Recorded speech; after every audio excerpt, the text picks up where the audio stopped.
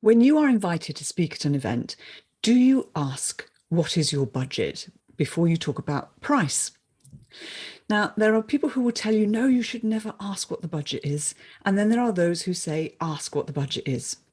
Where do I sit? I sit on the side of those that ask, what is the budget? And in fact, it was something we always did in our speaker bureau. We asked, what's your budget? It's very important to know because you could be wasting your time. And actually, if you have read one of my favorite books, and it's a bit grubby because it's been read so many times. So this is Never Split the Difference, Negotiating as if your life depended on it, by Chris Voss.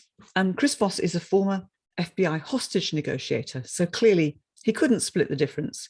If there were 4 hostages, he couldn't say, you kill 2 and we'll take 2 alive. It's always about winning the negotiation. And one of his pieces of advice is, let the other side go first. So by asking the question, what is your budget? You are asking the other side to go first when it comes to that negotiation, to give you an idea of where they sit and what sort of fee they're thinking of. Now, of course, they may not give you an answer to that. They may say, well, you know, we're open, or we don't have a budget. And then there's other things you can do to sort of pin them down. But I would always recommend that you ask that question, what is your budget? And you'll be surprised how often you do actually get an answer.